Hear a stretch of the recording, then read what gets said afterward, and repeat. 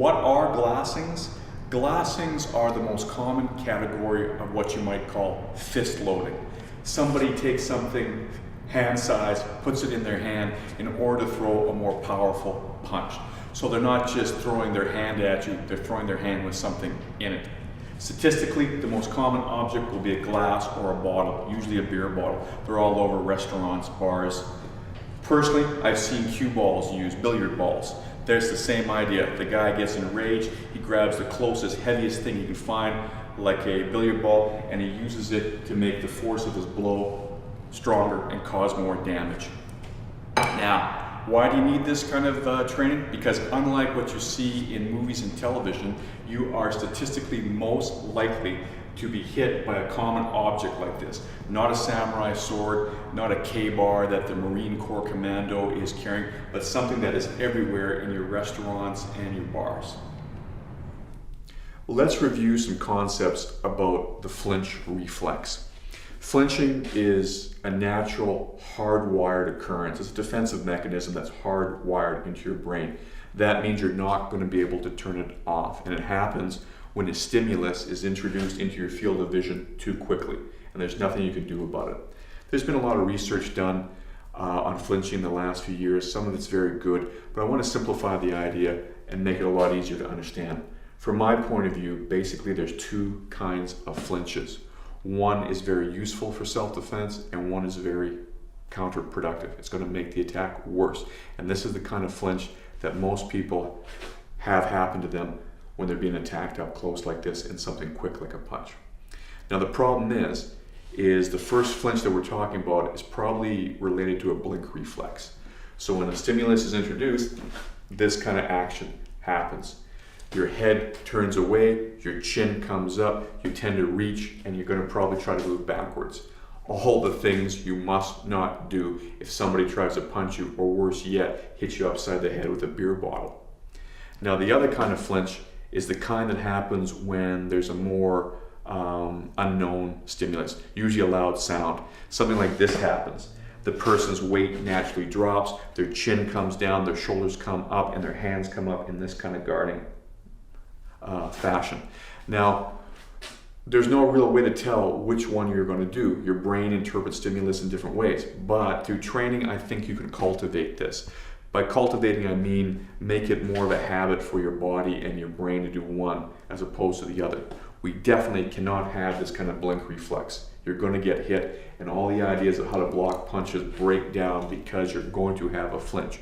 Which kind of flinch can largely be determined by the kind of training you do. All right, we've talked about the idea that in many real-world self-defense weapon attacks, the person doesn't realize he's being attacked with a weapon until after. Combining that with the idea that you're going to have a flinch reflex, whether you like it or not, depending on how quickly he moves and how much distance between you. Having more time to be able to see with your visual field what he's doing tends to reduce the flinch reflex. So as we go through longer and larger weapons, the flinch reflex will be less and less of a factor. But in close range fighting here, when we're talking about the speed of his arm, like it or not, you're going to flinch. Coupled with the idea that you may not know what's in his hand, you're going to have to treat this like a punch. Remember, the trajectory of his arm, whether he's going to hit you with his hand, he's going to hit you with a bottle, even the slashing action of a knife is basically moving in the same trajectory. That means you can respond to it in the same way. Let's take a look. So when he winds up to hit me and I get my flinch response, I'm going to cover my head in the same way and enter. If I have an idea, maybe I saw him pick up the bottle in the corner of my eye and he's coming down in more of a hammering motion, I may be able to contour my shell to try and get a more of a sliding effect and make sure I'm covered on this side. But we can basically treat this the same way as the punch. So as he swings, I have to jam that attack, and you can see how naturally my arm is going to end up overhooking this. Now, many times he wants to use this weapon on me. His natural reflex is going to be to try to pull this arm out. At this point, that's the chance to give him a combat Osokigere that's going to smash his head on the ground.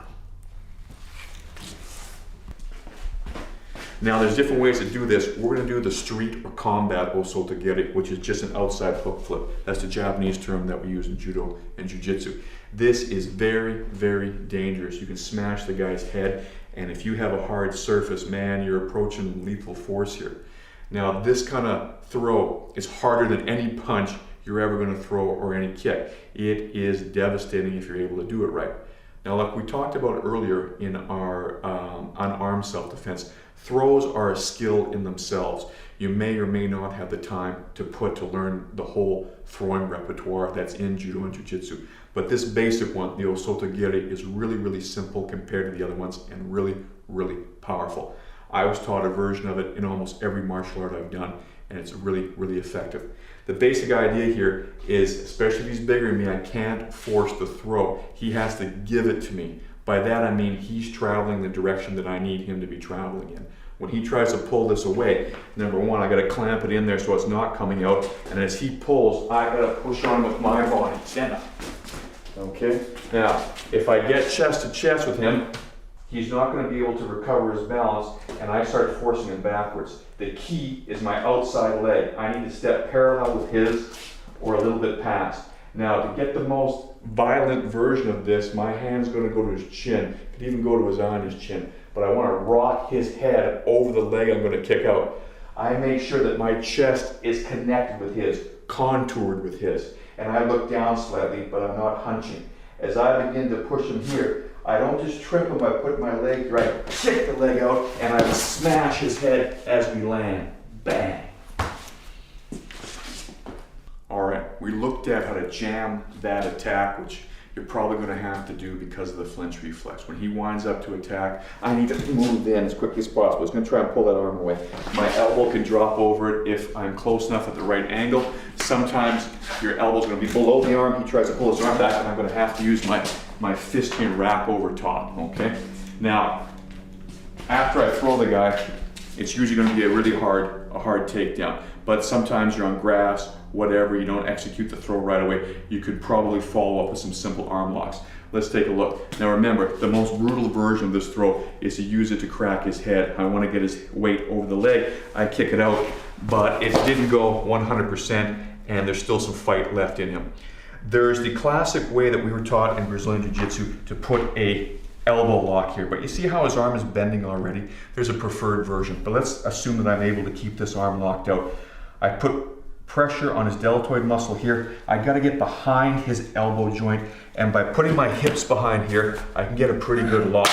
That'll make him let go. But a lot of the time this arm bends, and if that happens, bend your elbow, I'm going to step over here. Here's a less common lock. I very seldom see this, if at all, in Brazilian Jiu-Jitsu.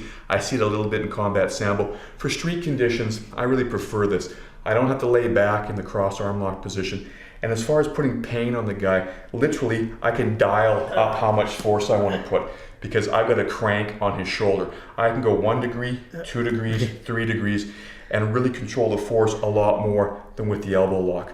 The trick here is to pull him up straight. You see I'm popping my hips into his shoulder, and then by turning my left shoulder, I can crank this thing right off. That's a nice shoulder version that I think is better for this kind of position. Again, if you're a peace officer, you could even do this one-handed sometime and be able to get your cuffs out, things like that. This is a really good control position that I like more than the traditional elbow lock that we do a lot in BJJ from that position.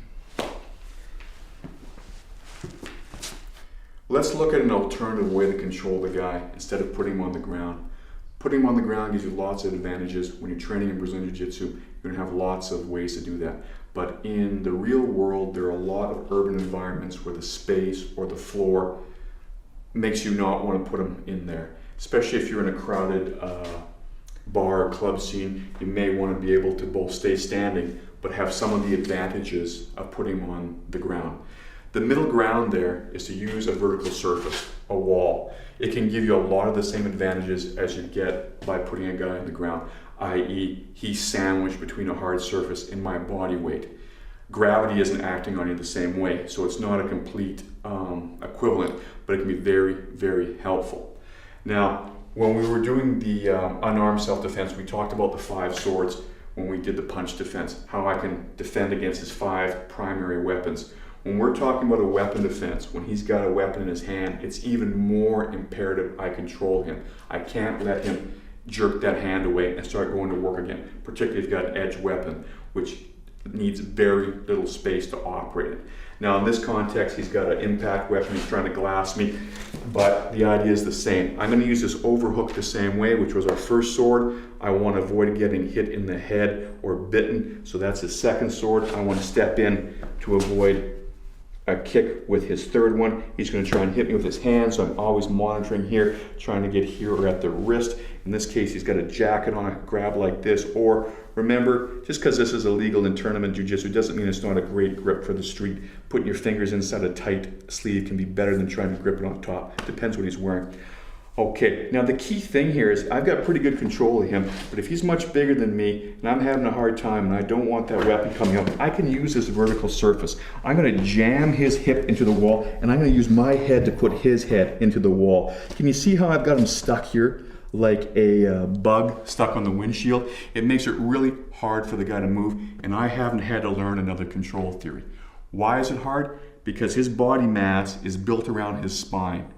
And his spine has 2 ends, his hips and his head. These things are dangerous because they're holding the weapon, but if I jam his head into the wall and I jam his hip, he's not going anywhere. Push out hard. I can just jam him in here. And if I create a little space, I can actually headbutt him really viciously here because his head is against the wall. Now, another alternative, if he has this kind of sleeve on, is look at this. Now I've got a 2-in-1. I control his head here, and I've got the free arm here. What do you think of that? I can jam on him, I can headbutt him, and I can hurt him badly here because now my weight is stable, my balance is stable. That's the time to use strikes, not when you're having your weight shifting from leg to leg. All right, now for drilling, it's pretty low tech and pretty simple. Basically, if you're drilling your punch, you're drilling your glassing. So you don't even need an article. In fact, it makes it a lot safer than trying to find something you can actually hit each other with. Remember, the basic idea of somebody hitting you with a fist load or punching you, the angle is primarily the same. So all we need is to start slapping at each other. That could very well be a glass, and I throw at him. Good. Now a good way to drill this is he throws at me, and I block and enter. I throw at him, he blocks and enter. Then every once in a while, he's going to yell glass. Glass. Now the only difference is I enter more against the arm. I'm not so concerned about tying up his body. I want to make sure I tie up his arm. That's really the only difference between entering against the glassing and entering against a punch. Sometimes you still get that flinch reflex, but you still see him pick up that glass and you go into the arm to make sure that you cut it off. At this moment, I'm not so concerned about the takedown. I may not even want it. I may be able to disengage from here, but I want to make sure he doesn't get a second chance to hit me with the glass. In the case of a punch, I may just want to tie up his body to have more control of him and more options, and I'm not so concerned about his arm. That's the main difference between the two. So your drilling is really simple. You don't even need a fake weapon. It's a lot of fun. Just hit each other back and forth, and we'll see you in the next lesson.